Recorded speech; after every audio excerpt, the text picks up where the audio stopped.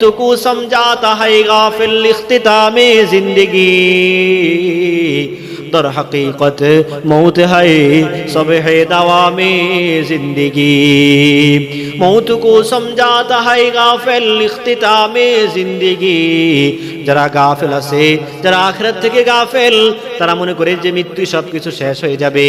দর হাকিকত মৌত है সুবহ দাওয়ামে জিন্দেগি দোস্ত বাস্তবতা হচ্ছে এই মৃত্যুটা হচ্ছে অনন্ত অসংকালীর একটা জীবনের একটা সূচনা মাত্র আমার যখন মৃত্যু হয়ে যাবে তখন আমার মৃত্যুর মাধ্যমেই আমার অনন্তকালের জীবনের সূচনা শুরু হয়ে যাবে এজন্য এই আরে আকিল নহু গাফিল तुझे इस दुनिया से जाना है कि एक दिन तेरा मुँह खुदा को सामने दिखाना है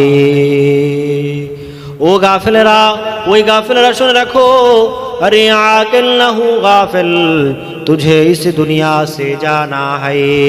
ओ मनुष्यरा তোমাকে একদিন এই দুনিয়া থেকে চলে যেতে হবে कि एक दिन तेरा मुँह खुदा को सामने दिखाना है दोस्त একদিন তোমার এই চেহারাটাকে আল্লাহর সামনে দণ্ডায়মান হইতে হবে আল্লাহর সামনে দাঁড়াতে হবে এজন্য হিসাবের ভয় থাকতে হবে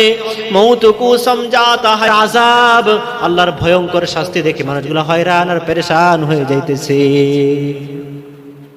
মুহতারাম হাজরিন মানুষগুলা পেরেশান হয়ে যাবে আমার আপন বন্ধু বলতে কেউ থাকবে না আপন সহকারী বলতে কেউ থাকবে না দুনিয়াতে মানুষ মানুষের পিছনে ঘুরে তো হাসরের ময়দানে বাপ তার ছেলের পরিচয় দিবে না সন্তান তার বাবার পরিচয় দিবে না বল হ্যাঁ আমি আমার কোনো সন্তানই ছিল না আল্লাহ তাআলা কোরআনের মধ্যে বলেন ইয়াউমা ইয়াফিরুল মারউ মিন আখিহি হাসরের ময়দানে ভাই তার আরেক ভাই থেকে পলায়ন করবে ও উম্মিহি ওয়া আবিহি ওয়া সাহিবাতিহি ওয়া বানি মানুষ একজন একজন থেকে পলায়ন করবে হাসরের ময়দানের অবস্থাগুলো দেখে মানুষ পালন করবে বলবে হায় আমার কি হবে আমার কি হবে আমার অবস্থা কি হবে আমি নিজে জানি না আমার কি জান্নাত হবে না জাহান্নাম হবে আমার কি হবে এটা আমি নিজেও জানি না এজন্য কেউ কারো পরিচয় দিবে না আপনজন বলতে কেউ থাকবে না কে মক্কার মুশরিকরা মক্কার কাফেররা আবুল হিকাম বলতো আবুল হিকাম মানে হিকমতের বাবা মানে হিকমতওয়ালা জ্ঞানী সবচেয়ে বেশি জ্ঞানী ছিল মক্কার মধ্যে সবচেয়ে বেশি জ্ঞানী ছিল আবু জাহেল আবুল হিকাম তার অপর নাম ছিল কিন্তু সে যখন আল্লাহর রাসূলের প্রতি ঈমান আনে নাই আল্লাহর প্রতি ঈমান আনে নাই আল্লাহর আনিত দ্বীনকে মানে নাই সে হয়ে গেছে আবু জাহেল অর্থাৎ মূর্খের পিতা সে সবচেয়ে বেশি মূর্খ হয়ে গেছে কেন হইছে এই জন্যই যে সে নবীজির আনিত দ্বীনকে সে গ্রহণ করে নাই মুহতারাম হাজির অপরদিকে হযরত বেলাল হাবশী রাদিয়াল্লাহু তাআলা হাবশী গোলাম কুৎসিত কালো তো সে আল্লাহর এই দ্বীনকে মানছে তে তার চেহারা সুরত সুন্দর না চেহারা সুরত দেখতেও কালো বেটে কুৎসিত এরপরও আল্লাহ রাব্বুল আলামিন ওই ব্যক্তিকে এত দামি বানিয়ে দিয়েছেন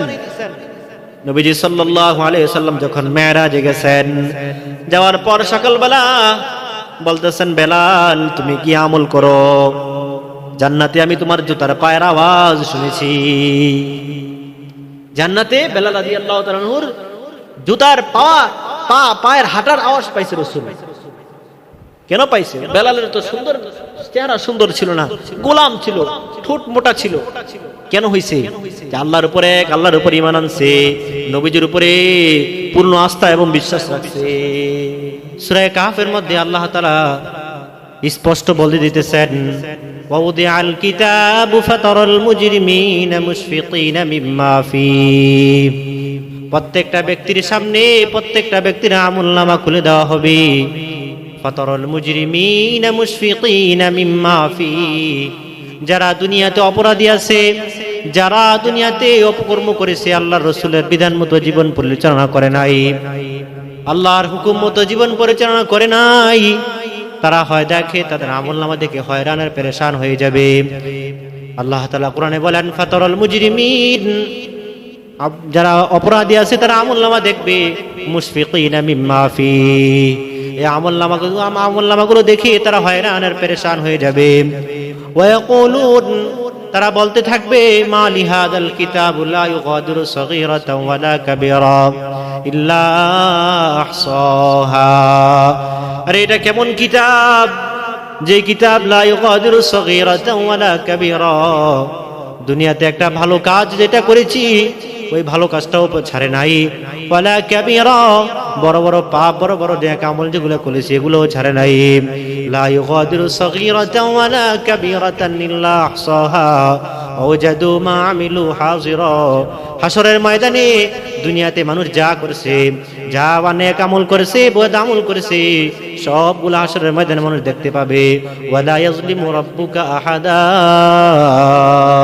আল্লাহ পাক রব্বুল আলামিন নবীজি সাল্লাল্লাহু আলাইহি সাল্লামকে বলতেছেন, ও রাসূল, আপনার হাবিব, আপনার নবী আল্লাহ, আপনার আল্লাহ, ওয়ালা ইয়াজলিমু রাব্বুকা আহাদা, কোন মানুষের প্রতি বিন্দু পরিমাণ কোনো জুলুম করবেন না।